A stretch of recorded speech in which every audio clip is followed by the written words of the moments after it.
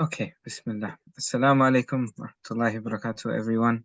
Wa alaykum assalam wa rahmatullah. I hope you are all well, inshallah. Just a quick reminder, any questions, put them in the chat, and then inshallah, either myself or one of our team will answer them either now or later on in the revision module. But we'll try to get through them today, inshallah. Alhamdulillah, I am back in the UK and it's very cold here, but hopefully I get used to it soon. Okay, Bismillah. So we're now in our third week. So I hope that we have our notebooks and we have our list of takeaways from each lesson all written down and nicely accessible, nicely written so it's accessible for us later on. I'm going to lesson 8 because this is a block of 4 lessons that we have started. So the properties of noun, and in all of your notebooks you should have this written down: your properties of noun, ITNG, the 4 golden letters. Alhamdulillah. So I'm going to briefly go over the first 2 classes that we have done, and then we are going to start numbers, number 3, inshallah, after that.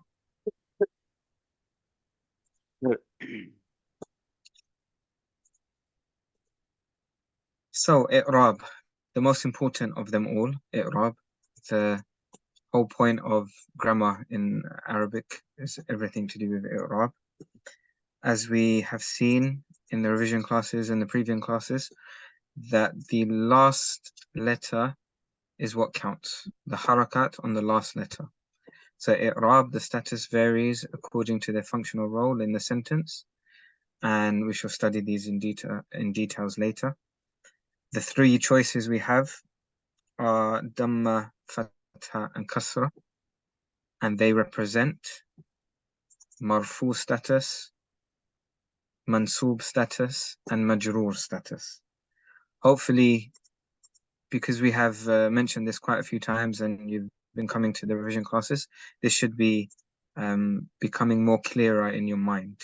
So the more exposures you get to it, the easier it will be to understand and to familiarize yourselves with and get used to that terminology.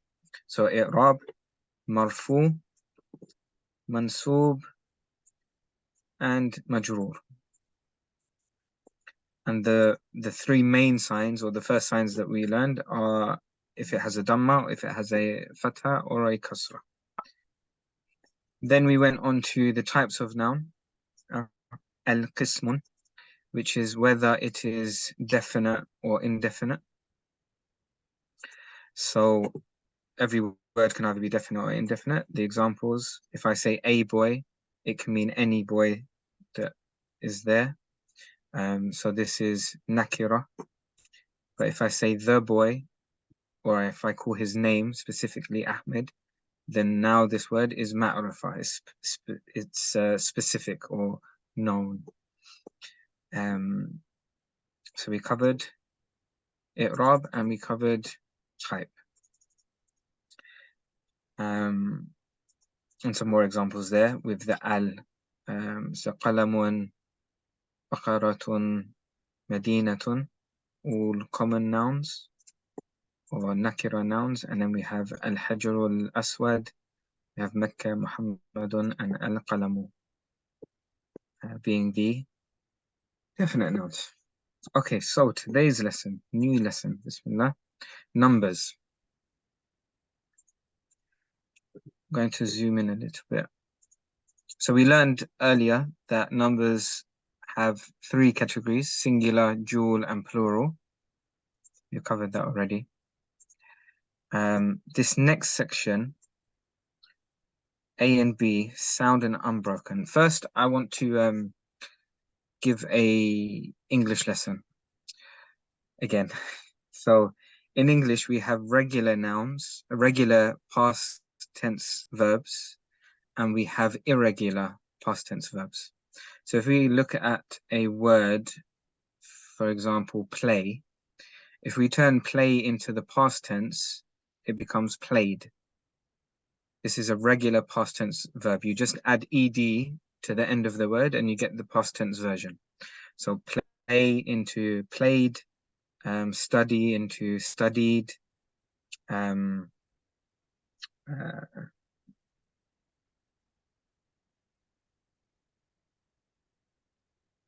my mind's gone blank for regular verbs. But you have this formula of adding ed to the end of the word to make it past tense. And for the irregular verbs, that formula doesn't work. So for example, for the word eat, we don't say eated. We don't say he eated. We say he ate. So the word changes. It doesn't follow the formula of just simply adding ed to the end. Or if we say from the verb to go, it changes completely to he went. We don't say he goed to the shops. We say he went to the shops. So the word changes completely and it doesn't follow that ed formula. Now in Arabic, they have the same thing when it comes to plurals. You have sound or unbroken plurals. This would be your regular. Jam' al-salim, and we have broken plurals, Jam' taksir or Jam' mukassara, sorry. So this is like regular verbs and irregular verbs, regular plurals and irregular plurals. Okay. So sound or unbroken plurals are named so because the original words remain unchanged. And for the dual form, you just add, I'm going to zoom in really close here so you can see, you add an alif noon or a ya noon. Okay. Now,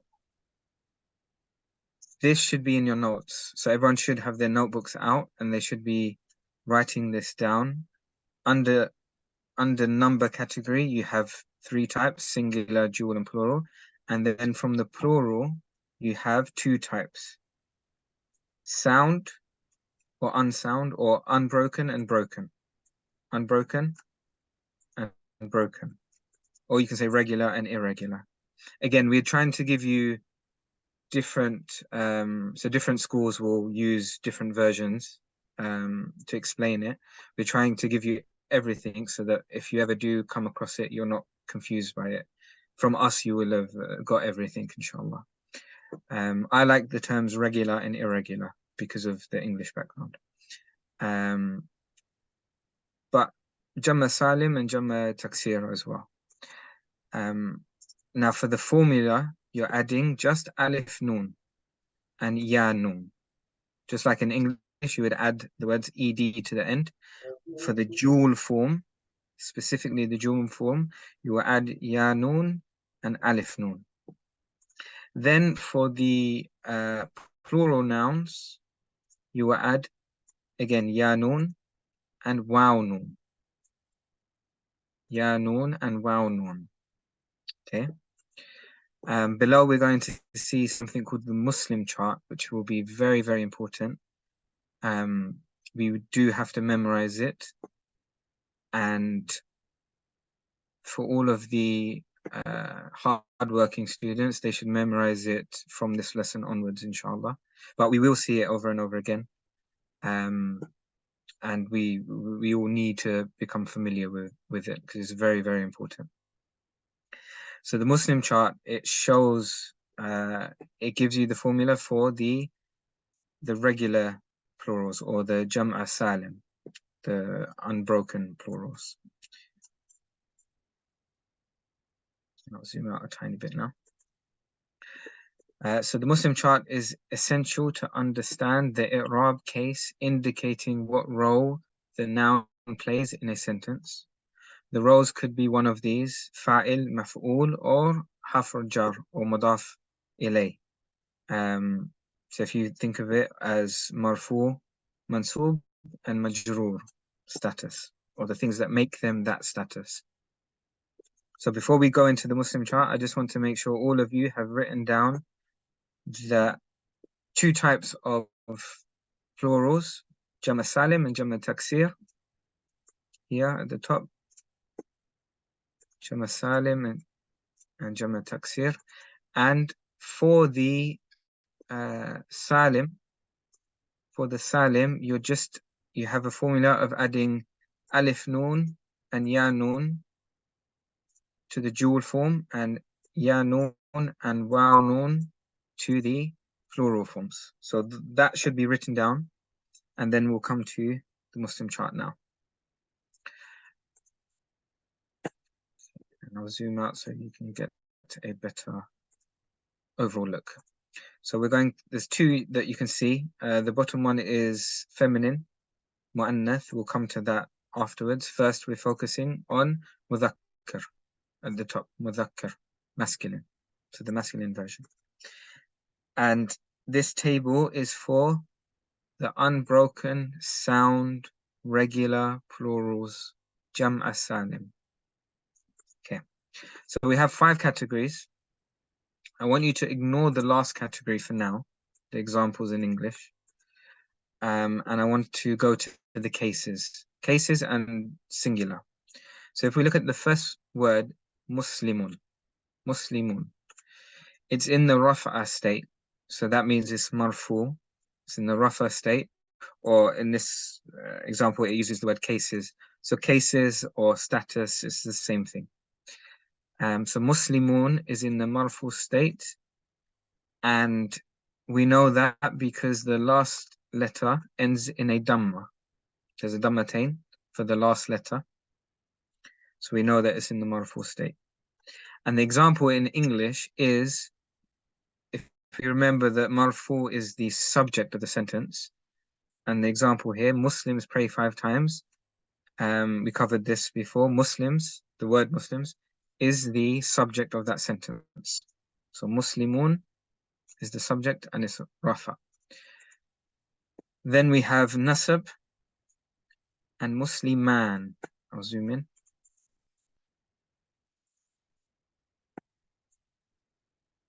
So we have 2 fathas, fathatain. Nasab state, we know it's nasab state because it has fathatain on the last letter, musliman. And in terms of English, it would be the object of the sentence. So forget the translation, but in terms of the English sentence, Muslims read Quran. Quran is the object, and that would be an example. So Musliman is in the nasab state. And then the last one, in the jar state or majroor state, muslimin. The last harakat, the last letter, has a kasratain. Okay? And the example in English, many scientists in the old days were from the Muslims. So the word from makes it majroor status. So this is all singular case. This is all in the singular case, and it's just going over the status or the cases. Now we will see what changes when we make it dual. So if we go back, we said for the salim sentence, which this table is for the salim, you add a ya noon or an alif noon on the top right. Ya noon or alif noon. So we have the word Muslim, muslimun, and for the dual section, we add alif noon. Muslimani. So if we say Muslimani, we're saying 2 Muslims. Okay? 2 people who submit their will to Allah. Muslimani. And then for actually we'll stick on dual. So if we're now in the nasab state and we have Musliman, we add either the alif noon or the ya noon. In this case, we add the ya noon. So it becomes Muslimaini.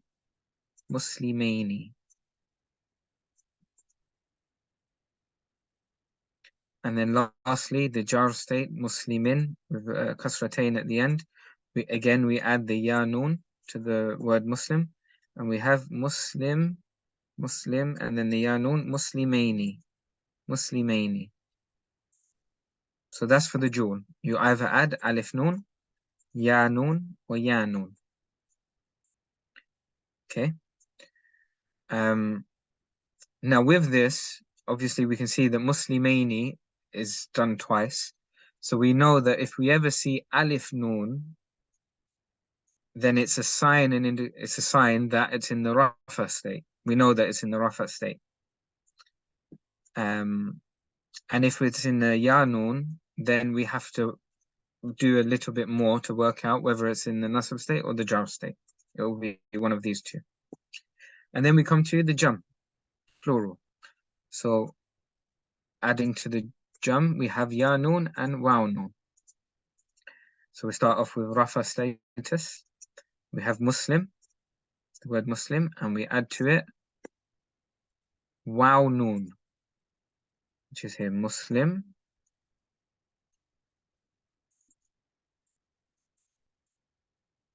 Okay, you have the word Muslim, and then we add waw nun only, and that becomes Muslimun.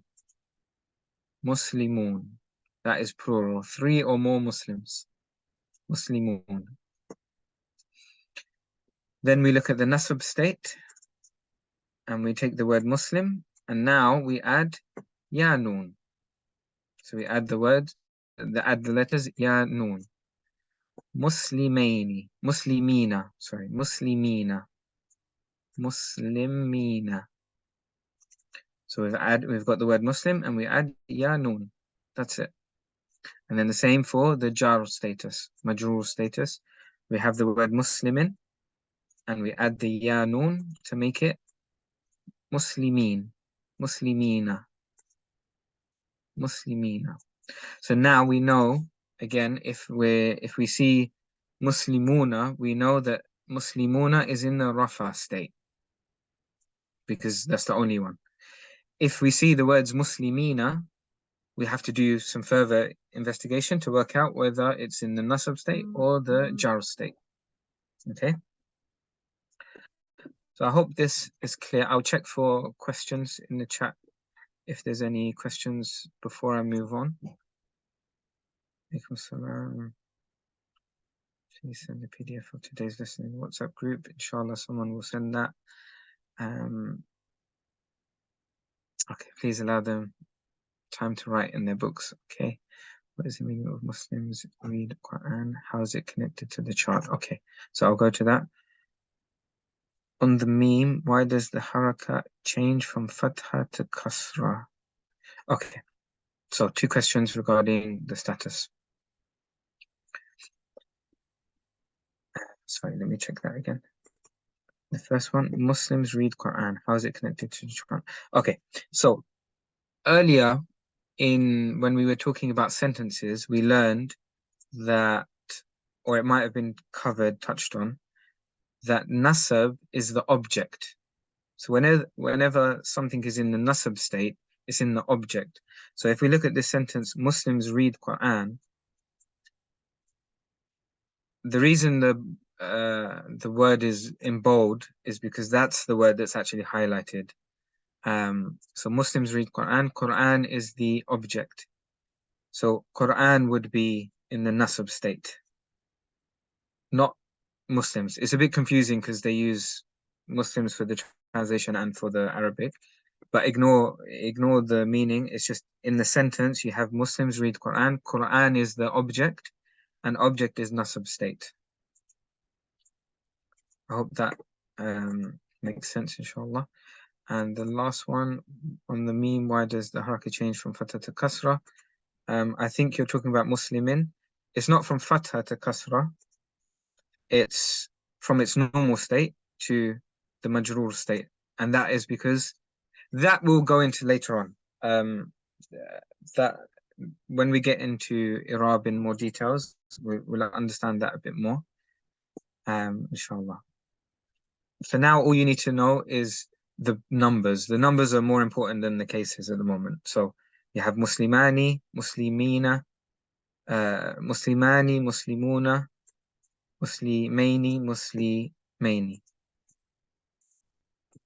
Now on the dual to plural. Okay, dual. So it doesn't. Okay, that's a good question. It's an important question. We don't turn the dual into a plural. We turn the singular into a plural. So if we look at Muslimin at the bottom, we're adding ya noon to that. Ya noon to that. Okay.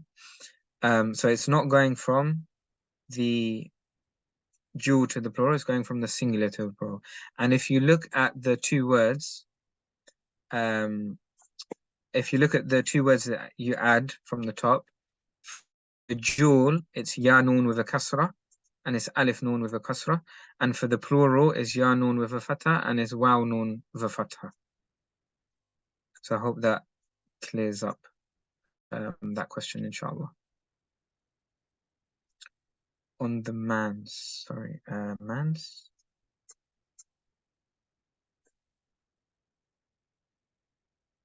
I'm not sure what you mean by on the mans. You can on the mansub. Okay, mansub. Yeah, so for mansub, the formula for the, remember this is with Muslimaini and Muslimina, the whether it's fatha, dhamma, kasra, this kind of changes. It's irrelevant because it's dual and plural. So just remember, from dual is ya noon with a kasra, and for plural is ya noon with a fatha. And that's just simply how it is. That's how plurals are written. Plurals and duals, that's how they're written. And it's the same with jar state or mansub state and rafa state. Okay? So by now, I hope everyone's written down the notes, the main takeaways from this for the male section or the mudhakkar section is you have 3 types of numbers, singular, dual, and plural. You have 2 types of plural, Jamma Salim and Jamma Taksir. For Jamma Salim, for the dual version, you add ya noon and alif noon, and for the plural version, you add ya noon and waw noon. That should be in your notes. You don't need to copy the Muslim chart right now. You can do that later on, inshallah. So now we can go to the feminine, mu'annath. And it's a similar thing. So we have the first one, rafa status, muslimatun. This is feminine Muslim or female Muslim, muslimatun. Then for the nasab status, we have muslimatan. So the ta marbuta has a fatatain, has 2 fatas at the top. And then for the jar status, we have muslimatin, kasratain, 2 kasras at the bottom. Okay, that's to do with the status, but they're all singular. When we move it to dual, we have the same formula, the same add-ons, the same suffixes. So from the word muslimatun, we add an alif, noon, kasra, and it becomes muslimatani. Then for the nasab version, we have muslimatan, and we add ya noon, muslimataini.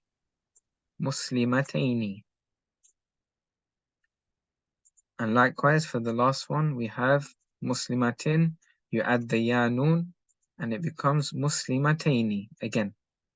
Muslimataini. That means dual, 2 female Muslims. Then we want to turn the singular into a plural, and the same thing, we get the word muslimatun, and we add to it an alif and a ta in this case, muslimatun.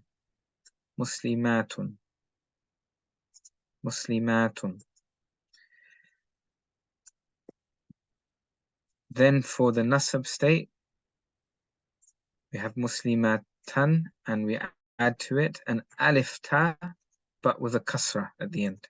So muslimatin, muslimatin. And then for the jar state, majrur state, same thing. We add an alif ta, and it becomes muslimatin, muslimatin. Okay, and all of these again. So if we ever see muslimatun, we know that that's the marfu status because that's the only one. But if we see muslimatin, because it comes up in both, because it comes in both, we have to do some further investigation to see whether its status is nasab or jar. Okay, so it's not clear right off the bat. We have to look at the sentence that it's in. But right off the bat, we can see that muslimatun is marfu because it's the only one. Okay. Check for questions.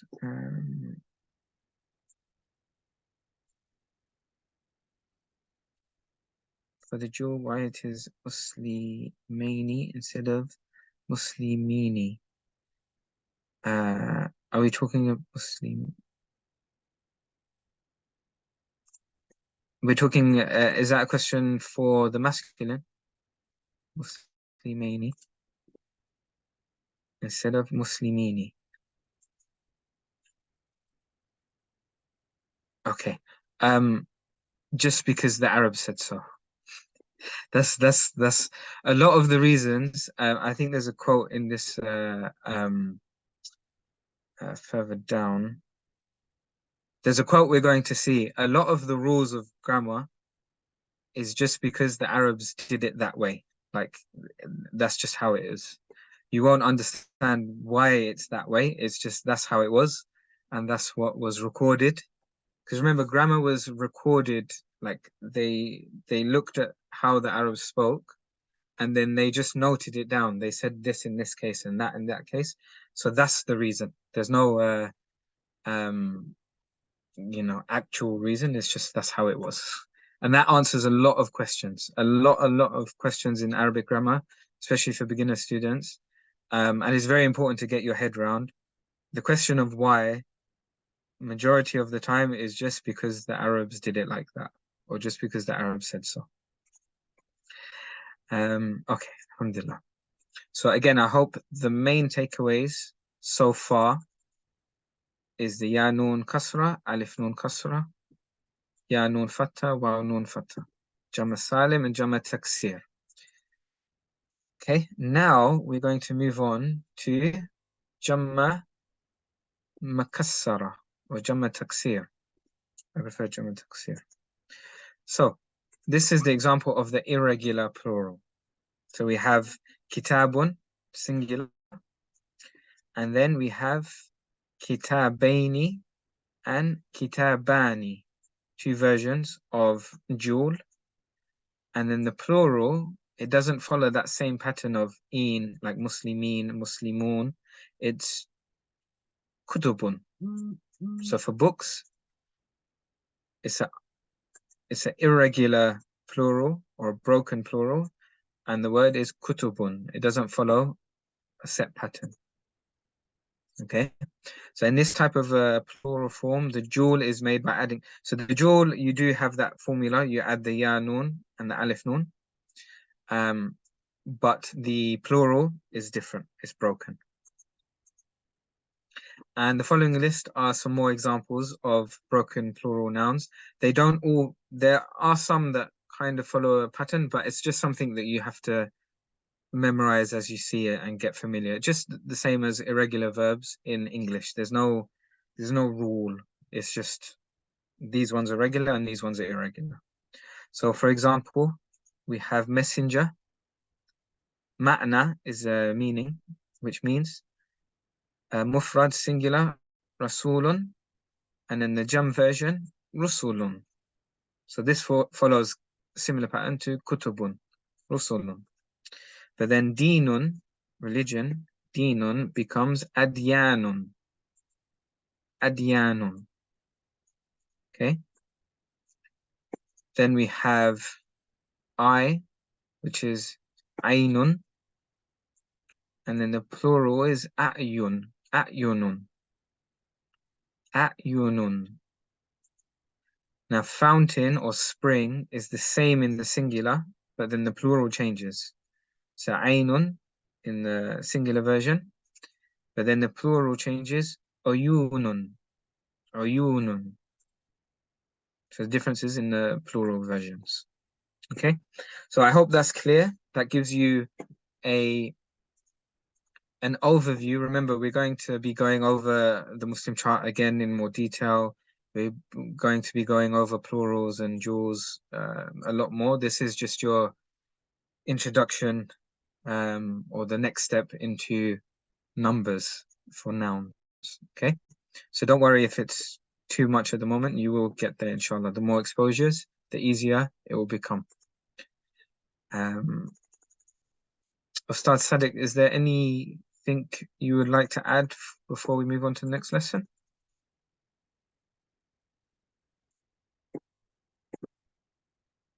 Yeah, I just want to say around a couple of the questions.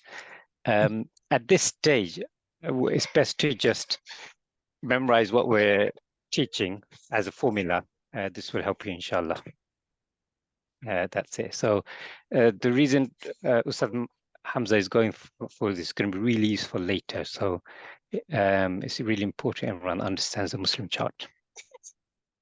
Yeah, it's at the moment for beginner students, just focus on what the formula is. Memorize the formula, and inshallah it will be easy for you later on. Okay, so everyone should have the main takeaways written down, and we can move on to the next lesson, inshallah.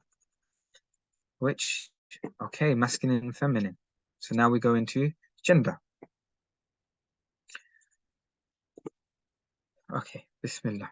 So every noun is considered masculine unless it has an indication that it is feminine. So the baseline, the asl, the root is that all nouns are masculine. And then they have some kind of sign on them to say that they're feminine. And we have 8 rules. So inshallah, you should be able to write all these down. You don't need to memorize all of the examples. It's just having an understanding of the 8 rules. And then as we go on, as we read ayats of the Quran and as we carry on in Arabic, we will evaluate, is this noun a masculine or feminine? And we'll just get used to it like that, inshallah. So, number 1, feminine names or naturally feminine, names that are naturally feminine. So, for example, mother or sister or daughter, ummun, bintun, or female names, so Fatima, Zainab, etc. Or women, imra'atun. So anything that is just naturally feminine, these will be counted as feminine names. Then we have nouns which end with a ta marbuta or alif maksura or a hamza. So any noun that has any of these letters at the end of the word, will also be feminine. So examples, we have bayda, white, soda, black, hamra, red. These are the feminine versions. Sughra, small. Let me zoom in a little bit for everyone. Kubra, big. Bushra, good news. As-salah, prayer. Jannatun, izzatun, honor. Nusratun, help. And az-zakah, az-zakatun, charity. All of these, because they end in one of these 3 letters, they are counted as feminine words. There are exceptions to the rule. So if you can see, certain nouns ending with these letters are not. So for example, my name, Hamza, it ends in a ta marbuta, but it's not a feminine name. It's not counted as a feminine name. Okay. Parts of the body that are in pairs. Why? Because the Arabs said so. That's it. That's what they decided. That's what they used. Yeah. So ears or ear, udhunun, lip, shafatun, shafatain, hand, yadun, and foot, rijlun. All of these, because there's two of them, they will be counted as feminine. Then we move on to number 4, names given to the wind. So rihun and samumun. Yeah, any names that are for the wind, they will be feminine. Likewise, any names that are for fire.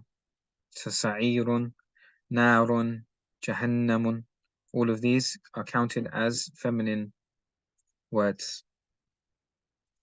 Then again, so as you can see, why is it feminine? Because the Arab said so. So miscellaneous. We have da'run, we have sabilun, which is path, tariqun, also path. We have sama'un, sky, nafsun, yourself, khamrun, wine or alcohol, ardun, the earth, harbun, war, and shamsun, the sun. All of these are counted as feminine words. Then we have names of cities or countries. So Mecca, Dhaka, Misr, Pakistan.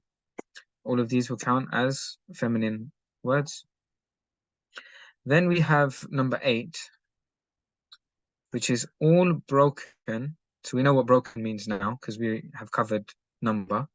So all broken plurals, non-being or being, I'll get to that in a second. Nouns are feminine singular. So any broken plural can be a feminine singular word. So ayamun, days, akwamun, communities, or rusulun, messengers. So the first two are example of non-being, as in or ghayr al-aql, without intelligence. Then they're not alive, basically. And then rasulun is a version where it is alive. Messengers, they're alive, they have aql. So these are the 8 rules. I will give you some time to note down the rules. They should all be in your notebooks so that you can come back to them and check them. Again, you don't have to memorize them. As we go through and we learn and we go through sentences and we look at ayat in the Quran, we'll say, is this word a noun or is this word a masculine or feminine? And we'll check it and you'll learn through that. More exposure, the easier it will become, inshallah. Just check the questions now.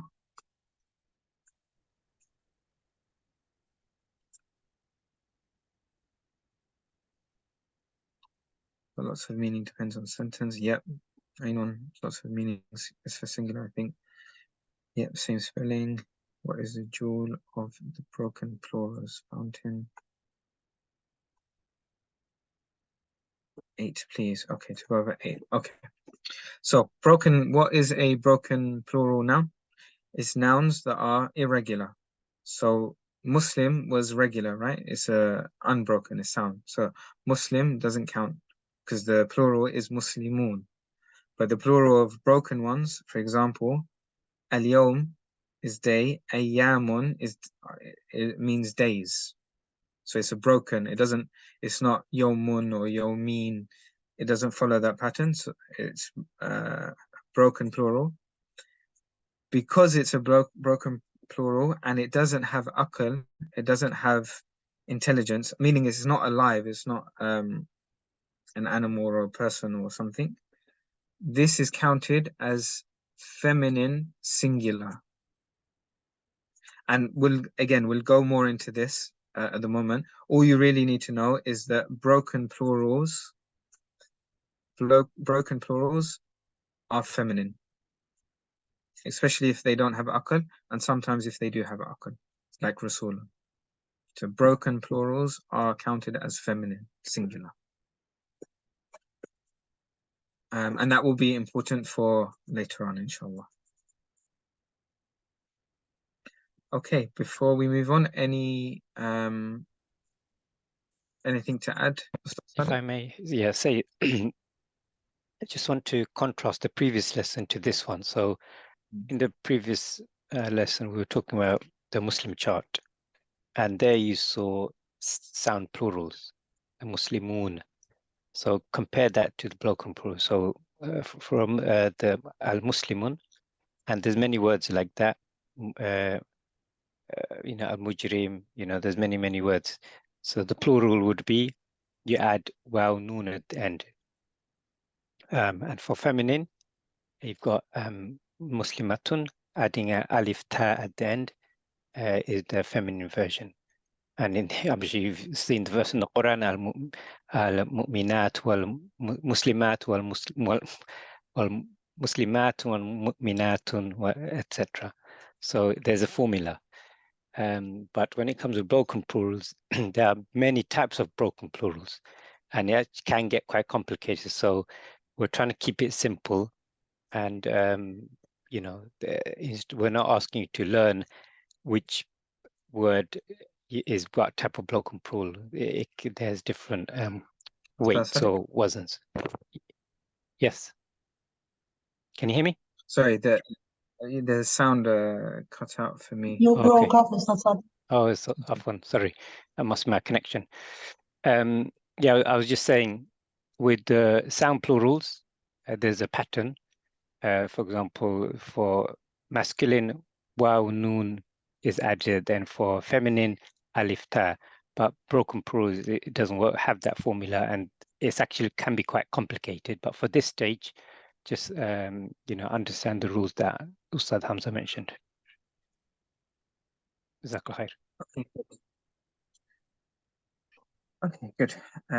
Okay, so this concludes the properties of a noun. We've covered i'rab, type, qasmun, adadun, and jinsun, and gender, ITNG. Now, before we actually now, okay. So the reason this is important, whether it's a feminine or masculine, whether it's singular or dual, whether it's definite or indefinite, is because all of these have an effect on the sentence. So that is what we are going to cover now, inshallah. The first sentence, nominal sentence. Okay. So all of those properties will have an effect on what counts as a sentence. So Bismillah. Now we're moving on to nominal sentence, or jumlatul ismiya. Jumlatul ismiya. Now jumlatul ismiya, what it indicates is that the sentence just starts with a noun. It starts with an ism. Okay, so as we can see in the example, Allahu ghafurun, it starts with a noun. That's what makes it a jumlatul ismiya. Okay, so that's the first thing. Now we're going to go through 9 rules for the nominal sentence. And again, this is your taster into how sentences work. And later on, we're going to cover it in more detail and go deeper and deeper, inshallah. Okay. But for now, we'll show you 9 of the rules. So first, a nominal sentence generally consists of 2 nouns. So it generally consists of 2 nouns. The first noun is always a definite noun. Okay. So here we can see the importance of whether a word is definite or indefinite, because it has an impact on where a sentence starts and etc. So the first noun in a sentence, jumlatul ismiya, is always ma'rifa, definite, ma'rifa. Okay. The second noun is generally nakira. Generally, it's nakira. So it's not always, but most of the time, or generally, it's nakira. The fourth one, the i'rab of both nouns is again generally is very small, but it's a damma or dammatain. Damma or dammatain. Okay. the first noun is the subject. We covered this before, and the subject is mubtada. Okay, so the first noun in a jumlatul ismiya is a mubtada, and then the second noun is the predicate or the khabar, the news, the information about the mubtada. The mubtada is the subject, the khabar is the news about the subject. Now, number 7, the predicate generally agrees with the subject in number and the gender. Okay, so for example, as in the example we can see, obviously Allah is in terms of grammar, it's considered a masculine name, and then Ghafurun will also be masculine. Obviously Allah is one and Ghafurun is one, singular. So they match in gender and number. And this is why it's important, because if they don't match, then everything changes, and we'll see those changes later on. But at the moment, just like this is the reason why those 4 properties are important.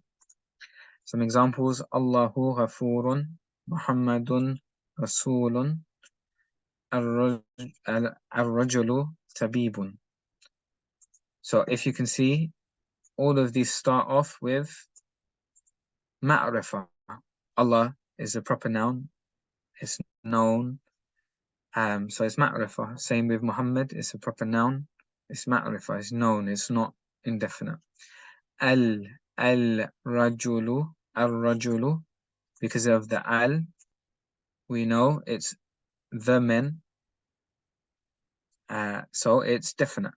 And then all of the others are all indefinite. Ghafurun, Rasulun, Tabibun. It's all indefinite.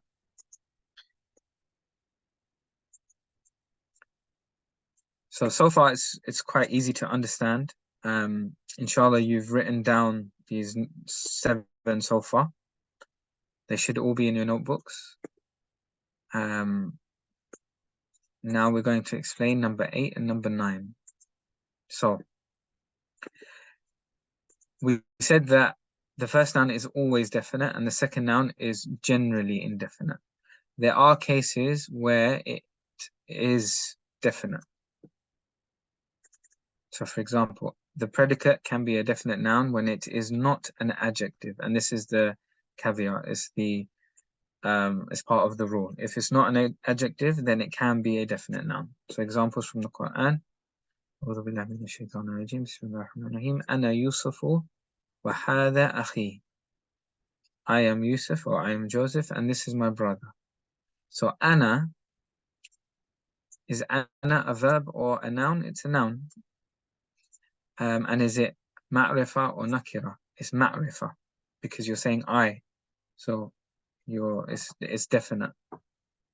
It can't be any I, it's me. And then the next word, Yusuf, is also ma'rifah. Yusuf is not a nakira noun because it's a proper noun. We learned that. So this is an example, ana Yusufu, that has a ma'rifah and a ma'rifah next to each other. But Yusuf is not a sifat. It's not an adjective for ana. So that's why it works. Then the next example, قُلْ هُوَ اللَّهُ أَحَدٌ. So huwa, قُلْ, we'll ignore that part for now, and we'll go to the sentence. هُوَ اللَّهُ أَحَدٌ. Huwa, which means he, is the same as ana. If we say he, it's ma'rifah, it's known, it's specific. And it's ma'rifah. Then Allah is also ma'rifah. So this is an example of 2 ma'rifahs. But Allah is not a description of huwa. It's not an adjective or a sifat. So these are some examples where you can have 2 ma'rifahs. The mubtada and the khabar, both ma'rifah. Okay. Before I move on to number 9, any questions on number 8? Is this clear for everyone? Okay. So, Okay, so we'll start from the first example. Ana Yusufu. Ana Yusufu wa hadha akhi. Ana is not a verb, it's a noun. In English, it's a pronoun, it means I. But in Arabic, it just comes under the heading ism. Yeah, so we've got a noun. Now, nouns, we know the properties of noun, they can either be ma'rifa or nakira. And we said for the jumlat al-ismiya, the first noun is always ma'rifa. Okay, so ana is considered a ma'rifa noun. And even logically, you know, if you say I, there's not more than one I. It's specific to me. It's known. It can't be any me. Like if you say a boy, it can be any boy, right? But if you say the boy, it's that specific. Or if you say Ahmed, it's specific. So if I say I, it's specific to me. Yeah. So that's what makes it ma'rifa. Now the next word, we said for number 3, the rule of number 3, the second noun is usually or generally an indefinite noun. It's usually nakira. But we know that Yusuf, 1, it's not a verb, it's a noun. And 2, it's a ma'rifa because it's specific. It's the name Yusuf. So now we have an example where we have the mubtada and we have the khabar. Mubtada and khabar. But they're both ma'rifa.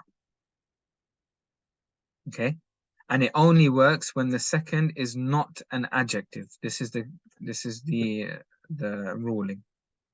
It only works when the second is not an adjective. Okay, adjective like a sifat.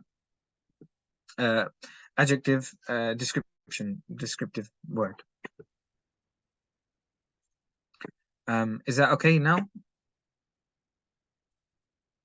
Is that slightly clearer?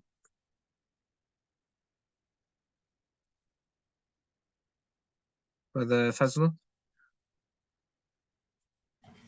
My question was regarding lesson 12, Ustad. Well, we can go back to it later.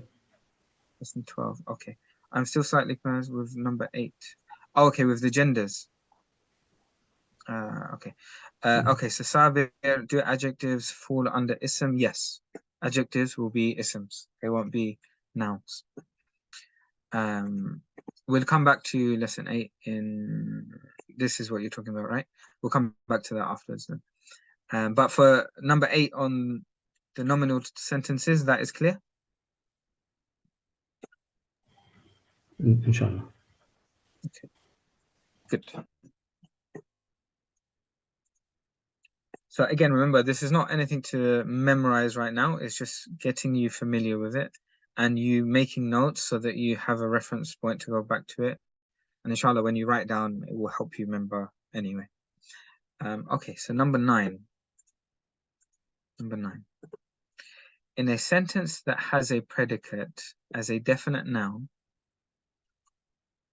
a detached pronoun,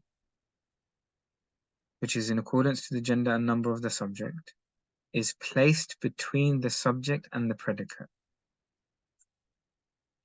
So first, I would just actually, before I explain that, I would like to say Alhamdulillah to you all.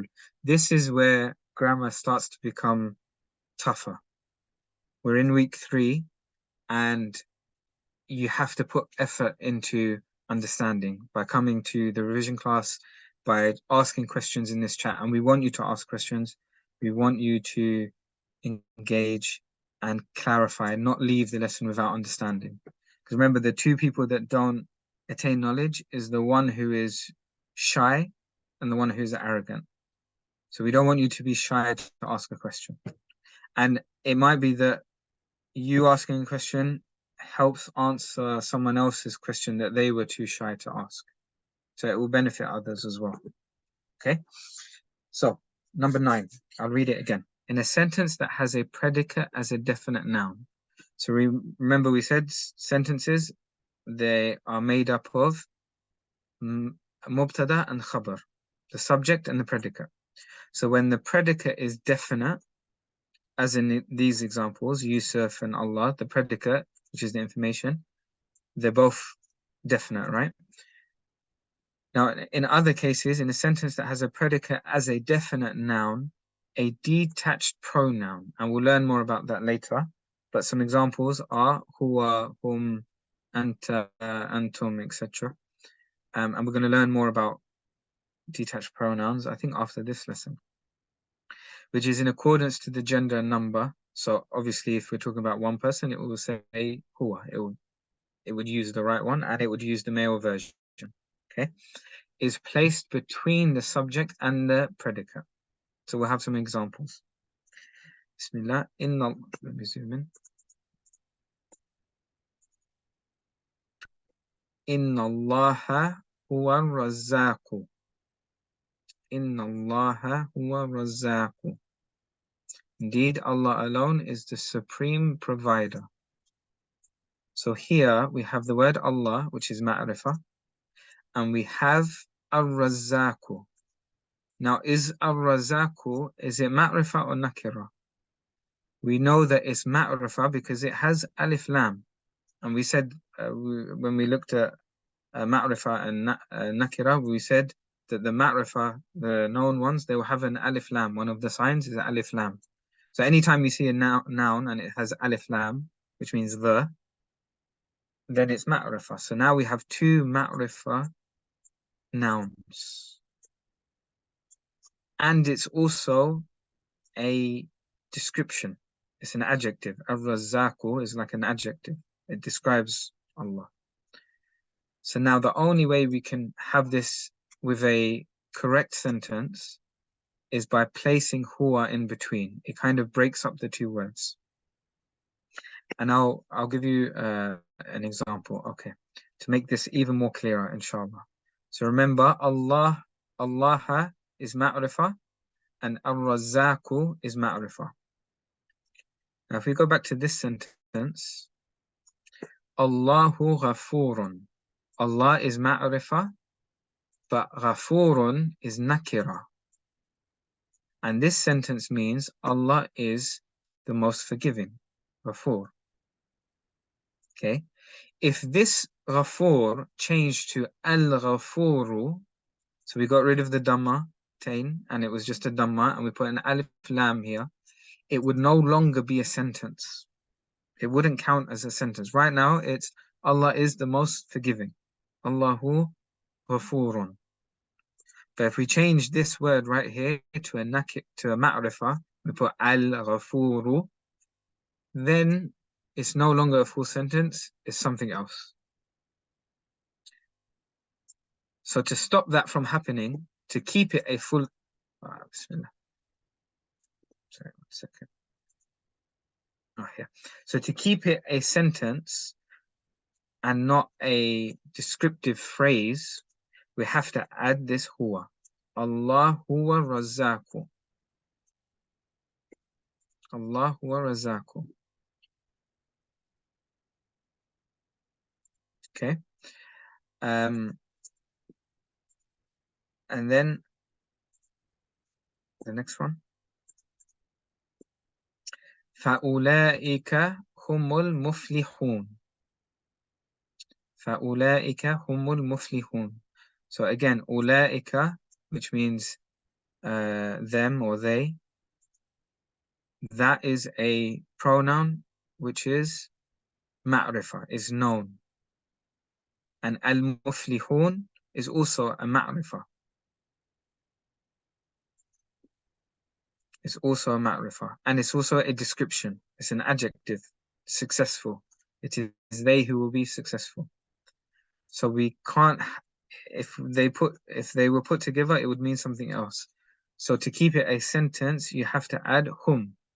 And when, if you look at this, so when it said a detached pronoun, which is in accordance to the gender and number, here it's not huwa because it's talking about jam, it's plural. So that's why it's not huwa, it's hum. The pronoun for plurals is humu or hum. So humul muflihun. فَأُولَئِكَ هُمُ الْمُفْلِحُونَ. They are successful. إِنَّكَ أَنْتَ السَّمِيعُ الْعَلِيمُ. So here we have ka. Ka means you. So verily you. And again, if we say you, is that ma'rifah or nakira? Would you be ma'rifah or nakira? It's ma'rifah because it's specific to you. So innaka, you, and as-sami'un, it has the alif lam, so that's ma'rifah. So to break them up, you have to put in the pronoun anta. You have to put in the pronoun anta. ذلك هو الفوز العظيم. ذلك هو الفوز العظيم. ذلك, that is also ma'rifah, and al-fawzu ma'rifah because it has the alif lam, so we have to put a huwa. And I'll give you an example in the let me give you an example here to make it more clear. Text. Okay, if I say the house is big, can everyone see me typing? Can everyone see the typing on the screen? Or do I have to press? Yes, we can. So, the house is big. This is a complete sentence. Okay? And it's the same with Allahu Ghafurun. It's a complete sentence. Allah is the most forgiving. Now, if that's when you have a ma'rifah and a nakirah. If you have two ma'rifahs, then it changes from the house is big to the big house. And now the big house is not a sentence. The big house is the subject. It's the first part of the sentence. You have to say the big house is old or is something to make it a complete sentence. So when you have a ma'rifah and a ma'rifah together, it's like you're saying the big house, unless you have this pronoun in the middle. Then you're saying the house is big. The house is big. Because you're adding this pronoun in the middle. So how would I say that in Arabic? Al-Bayt al-Kabir or Al-Bayt huwa Kabir?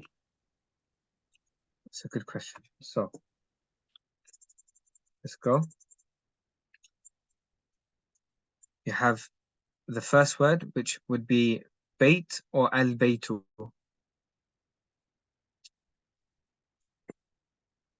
The first word is ma'rifah, has to be known. So we would say Al-Baytu, Al-Baytu, the house. And then would it be Kabirun or Al-Kabiru? Keeping in mind everything that we've just learned. It's a bit hard to translate these sentences in Arabic. But we don't want two ma'rifahs together. So you can say Al-Baytu Kabirun. Al-Baytu Kabirun. But for now, just focus on the English. It will that will go into something else. But this is the difference. This is the difference. The house is big or the big house. If I just add to that, just to clarify, I'll repeat what you said. Can you hear me okay? Yeah. Okay. So yeah, I think Sanika may still be confused. So I'll use the example. Al-Baytu is the house. And if you say Kabirun means big. So that would translate Al-Baytu Kabirun would be the house is big, describing the house. Whereas if you said Al-Baytu Al-Kabiru, again, I'm breaking it down, but if you were to read that, you say Al-Baytul Kabir, right? So both will have Al. Now, this is no longer, as Ustad Hamza says, Ma'rifah plus Nakira. This is both Ma'rifah. So the meaning, instead of the house is big, the meaning will be the big house. Hopefully that helps. Same with okay, so with Allahu Ghafurun, Allah is ma'rifah because it's a proper noun, and Ghafurun, there's no al or anything, so it's a nakira. So this means Allah is the most forgiving.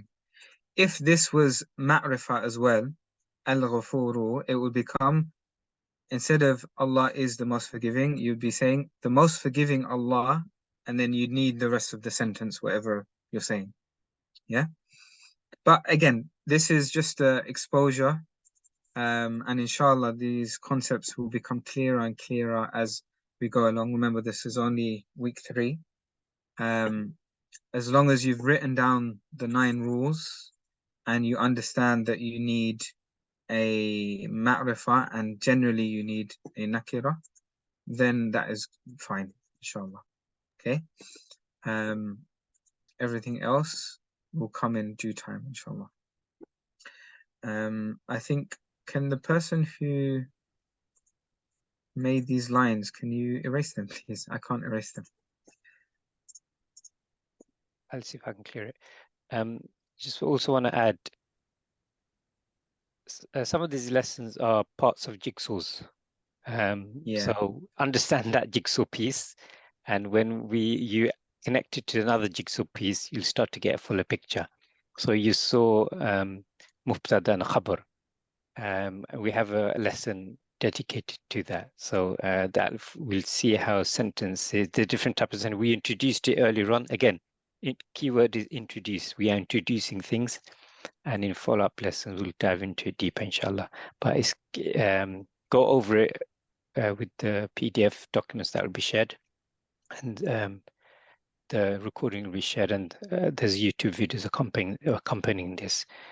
Sometimes, as we've done before in our student lives, we've had to go off and go over the material multiple times to absorb it. So that's what might be required. Ustad Sadiq? Now, just like to say, I think there is a note underneath. It's saying that number 9 will be discussed later, actually. Yeah. But Ustad Hamza has explained quite clearly. It's fully understood by me. So this bottom part here, you can see, sorry, Jazakallah khair. It kind of summarizes what I said, but we will go into it later on, and it will become clearer later on, inshallah. The main takeaways from this is, to be honest, the main takeaways is that Jumlatul Ismiyah starts with a ma'rifah. It starts with an isim, and it starts with a ma'rifah isim, and then the predicate will either be, generally it's a nakira, but it can be a ma'rifah. That's the 2 main takeaways from this lesson. As long as you've got that concept, then you're okay at this point, inshallah. So I'll look at the questions now.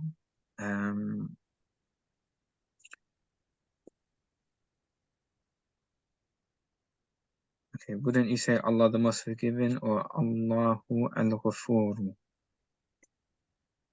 So if you say where's the example there? So if you say Allahu Ghafurun, this is saying Allah is the most forgiving. And if you say Allahu Al-Ghafuru, you're saying the most forgiving Allah, and then you need something else at the end of the sentence, because you're just saying the first part. So Allahu Al-Ghafur would be just Mubtada. It would just be the subject. It's incomplete. Whereas Allahu Ghafurun is complete. It makes sense. Allah is forgiving or all forgiving. It makes sense. Whereas if he said Allahu Al-Ghafuru, you're waiting to know the rest. Hopefully, Sanika, that makes sense. So you mean the khabar needs to follow? Yeah, the it's khabar incomplete. Yeah. So in Arabic, the term it's a descriptive phrase, or in English, it becomes a descriptive phrase, not a sentence. It's not a jumla anymore. It's a descriptive phrase. But we'll definitely go into that a lot later on. That comes in lesson maybe 50 or 48 or something like that. So that's way ahead, inshallah. This should answer your question. The house is big versus the big house. Yeah, that's the clearest example I can give. Any more question? Plus helps to keep a lookout for these patterns. Yes, so the aim of all of this is that when you're reciting, even Surah Fatiha, when you're any surahs that you've memorized, is now start looking, when you're reading it, analyze it yourself. Is this a noun or is it a verb? We don't know about verbs, we know what nouns are. So is this a noun? Does it have an al? Does it have a dhamma at the end, etc.? Is it a name? all of the signs of the noun. And the more you do it, the better it will be, inshallah. So a quick question from me, if I may. Yes, please. Number 8 in front of me, right? So I'm just looking at number 8 and number 9 maybe as well. Yeah. When he said, I'm looking at the meaning itself. So قُلْ هُوَ اللَّهُ أَحَدٌ. So I know قُل means he, huwa referring to who, he. Qul is saying. Sorry. Yeah. Let me repeat that again. Qul is say, huwa is he, referring to Allah, and then huwa Allah is would that be like a definite, right? Marifa, right? Which one? Which word? Qul huwa Allah. But when I look at the meaning, it said he is Allah, and when I look at ahad, it means one. Where is that who is come from in the meaning? So that's, I feel, this is where the note at the bottom of the lesson comes in.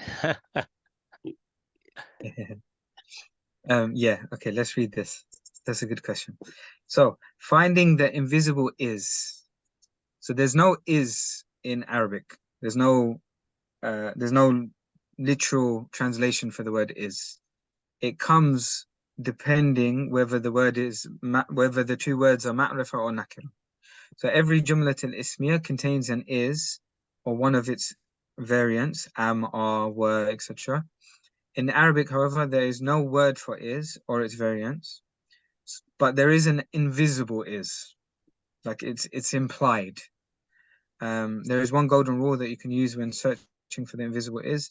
In a jumlat al-ismiya, it is called the break in the chain rule, and we'll come to that inshallah.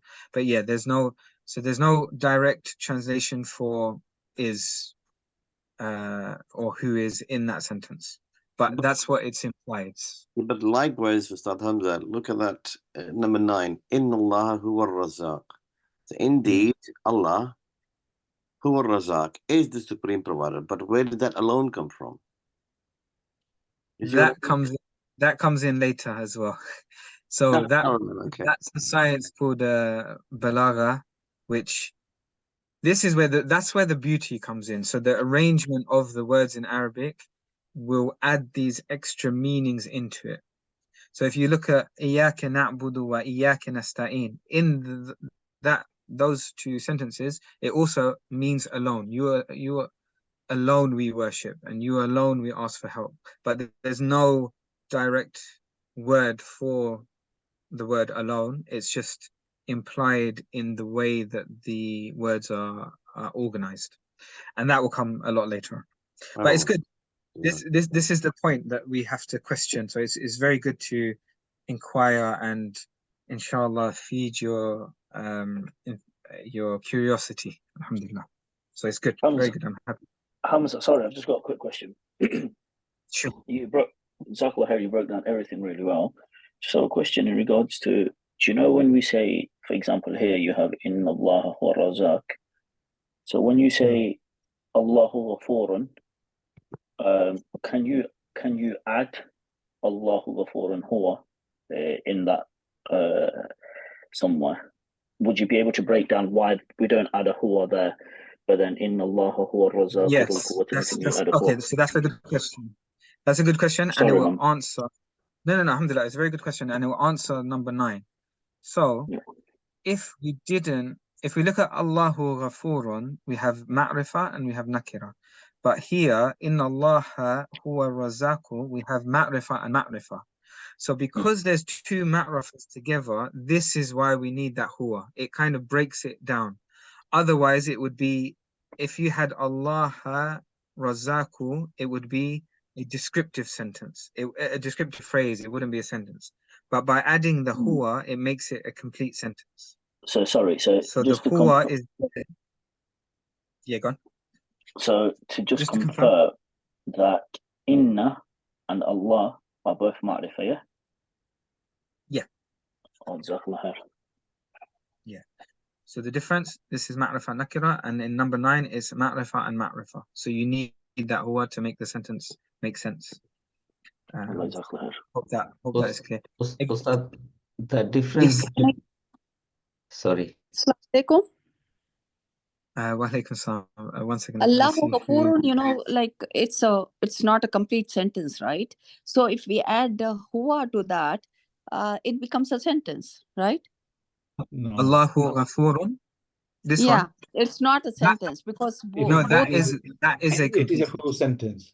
Yeah. If Allah it is was forgiving. al-Ghafuru, then it wouldn't be a complete sentence unless you add huwa in the middle. But Yeah, because that's what I- Allah is a ma'rifa and Ghafurun is nakira, yeah, because yeah, you yeah, have ma'rifa and nakira, then it's Yeah. complete. So this means Allah is the most forgiving. yeah. Allah is the most. Thank you. Jazakallah khair. You're welcome. Ustad, my question is between number 8 and 9. Okay. In 8, we are saying Ana Yusufu. Both are Marefa. So it is okay. I am Yusuf. So Mubtada Khabar, both are Marefa. However, Ma'rifa, yeah. in 9, we are saying Al-Ghafuru because it is Sifat, and that is the problem, right? Perfect. So And if you that's look at why- if you look at the title for number 8, the predicate No. can be a definite noun when it is not an adjective. So Yeah, when okay. it's not a sifat, then it's okay. Okay. Then you don't need to add the huwa or the hum or anta. You don't need to add anything because it's not a sifat. So that's perfect. That's Jazakallah. exactly Yes, clear. exactly. Okay. Ustaz Hamza, we're Yes. quite short on time, just over 5 minutes. I don't, just to let you know. Jazakallah. So we want actually this is important. Okay, so we'll quickly do lesson 14. Again, the main takeaways from the previous lessons is less than the amount that we've covered. We've covered quite a lot, but the main takeaways are quite short. So from masculine to feminine, you have the 8 rules, and they're simple. They're just rules that you have to memorize. There's no working out. The Muslim chart, the main thing is the formula. You have the ya noon and the alif noon, and the ya noon and the waw noon, and you have the Jamal Salim and Jamal Taksir. If you've got that and you've understood that and you've taken that away, then you've got that lesson. Okay. Now, because the nominal sentence is so important to understand what is a ma'rifa and what is a nakira, we will quickly finish lesson 14, because lesson 14 is telling you what makes a ma'rifa. So it's just a reminder of what makes a noun definite, the 7 rules. So we'll quickly go through them. Inshallah, it won't be too hard. We've done it before, briefly, but now it's all in one place. And remember, you can listen to the recordings if you want to make notes, and I encourage you to do that as well in the week. And you have the revision session for more questions, inshallah. So we discussed earlier that since the nominal sentence consists of a definite noun followed by an indefinite noun, it has to be determined. We have to know what nouns are definite and what is indefinite. Now, the rules of the definite nouns are as follows. All nouns are indefinite. So like all nouns are masculine by default, all nouns are indefinite by default. All nouns are indefinite nouns if they don't fall into one of the following. So nouns preceded by the article al. If it has an al before it, al-kitabu, it's definite. Because al means the. It's the same in English. A boy, the boy. Okay? So the first one, nouns that have an al before it. Proper names, so Muhammadun, Musa, Ibrahim, Hamza, etc. Any name that is a proper name of someone, this is counted as ma'rifa. Okay, ismu a'lam, alam, a'lam. Then pronouns, damir, and we'll go into them later on in detail. But words like ana, so I, you, he, she, all of these will make a noun ma'rifa, or are ma'rifa themselves as well. Ana, anta, huwa. Then demonstrative pronouns, so that, these, those, this, ذلك, هذا. These are ismu ishara, and they are demonstrative nouns, and they're all ma'rifa. They're all definite nouns. Then we have relative pronouns, so alladhi, allati, which means the one who, or those who, or the one who, feminine. All of this will be ma'rifa. The next few lessons are going into detail for pronouns, demonstrative pronouns and relative pronouns. That will be the next few lessons. Then lastly, we have ya, harf nida. Ya is the calling word. So you say ya Asad, or ya Hamza, ya Muhammad. So because you're saying ya, it's like you're specifying the person that you're calling. You're not just calling anyone, you're saying ya Muhammad. So that will also make it ma'rifa. So if it has a ya before, it's a ma'rifa. And ya itself is ma'rifa. Nouns which are mudaf in the possessive case. So the example, mudaf means possessive. And the example is Kitabullah. So the book of Allah. This would make the book Kitabu, this is ma'rifa, because it's not just any book, it's Allah's book, or it's Muhammad's book. Kitabu Muhammad. It's specifically Muhammad's book. So that makes it ma'rifa. Apart from these 1, 2, 3, 4, 5, 6, 7 rules, everything else is indefinite. So if you don't find one of these 7, everything, the baseline is that it's indefinite. By default, all ismans are common, nakira, but if they fall into any of the following, then they are definite. This is just a repeat of the above. So words with al, names such as Ali, Sydney, Jamaica, Mecca. Pronouns such as huwa, he, hiya, she, hum, they are all proper. Pointing words, so this, that, these, that, dhalika, this, hadha, are all proper. So you say this book, hadha kitab, or dhalika kitab. It's specific. You're pointing at that book and you're saying with your hand and you're saying that book. So now it's proper. Relative, alladhi, alladhani, alladhaini are, we'll come into that later, but it's that man who owns the shop. So alladhi, who, the one who owns the shop. So you're giving him something that specifies him. The one being called, ya Hamza, ya Walad, ya Abi, anything before with ya before it will be ma'rifa. And then mudaf alayh, Allah's book, Allah's house, Muhammad's house, Sadiq's car, that will be ma'rifa because it's specific. So a lot to cover, but inshallah it's may Allah make it easy for all of you. You have your revision classes and try to spend time in the week going over this lesson. You will have the recording. For anyone that knows each other, or actually for anyone, my best advice is take the PDFs that we're going to send to you and teach it to someone else. So grab someone from your family and say, I learned this, this, and this, and teach them what you learned at this lesson. Even if they don't know any Arabic, because all of the concepts are in English.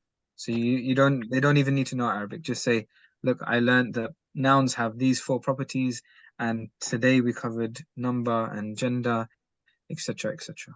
That would be the best advice from me, inshallah. Ustadik, before I finish, is there anything else? I just want to reiterate, I know a few students may have found it challenging, and for some, we have covered quite a few things. And this applies to everyone, but specific those students. You've got a few days, 5 days is it, till the revision class? So try to spend some time going through these lessons. As it's been said a few times, you have the PDF, you got the videos, go over it over and over again. And then you have the revision class to make the most of it. Please, I request you, don't leave this until the revision class to ask your questions. This is for your benefit, inshallah. So take advantage of what we're offering, and you'll benefit, inshallah. These are still introductory lessons. So if you get in the habit of going over the lessons over and over again, it'll make it easier for you, inshallah. That's it for me. Alhamdulillah. And again, we'll be going over the same topics over and over again. We're on lesson 14. Lesson 14, yeah. For another 50 lessons, we'll be covering the same thing. So if it's too much now, don't worry, inshallah. Ask Allah for tawfiq and ask Allah to make it easy for you. And the aim is that we don't want to stay ignorant. May Allah protect us from that and give us beneficial knowledge. Ameen. Rabbi zidni ilma. Allahumma salli. I will end it here. Sorry, Ustad. Could we just revert back to lesson 12.8 for me, just quickly? Yes, we'll finish that and then we'll end up at lesson 12.8. So I was just wondering, I got a bit confused because you got, you're saying all broken plural nouns are feminine singular. So are you saying that plural can be a singular? So it's treated as a feminine singular. So later on when we go into sentence, like we've seen, it has to match in number and gender. We've seen that a few times. So later on, there'll be certain sentences that will include a broken plural, but the way you match it up with the next word or the word before, it will be treated as if it's a feminine singular. Singular, yes. Okay. Yeah, that's probably the most concise way to say it, and we will go over that again in the future, inshallah. I'll just give a quick example. Is qalam ayyamun is there, isn't it? So day for day, yawmun would be hadha yawmun.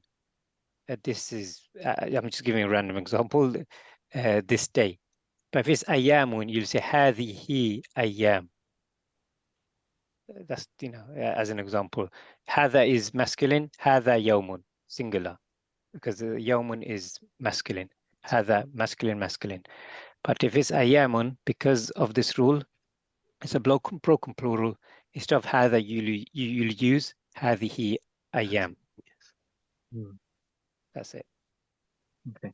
Apologies, I don't want to keep you anymore. We've covered a lot, alhamdulillah. So I'll end it there, inshallah. Again, ask any more questions in the group or on the revision class. أعوذ بالله من الشيطان الرجيم بسم الله الرحمن الرحيم والعصر إن الإنسان لفي خسر إلا الذين آمنوا وعملوا الصالحات وتواصوا بالحق وتواصوا بالصبر. السلام عليكم ورحمة الله وبركاته. وعليكم السلام ورحمة الله وبركاته. Wa alaikum assalam.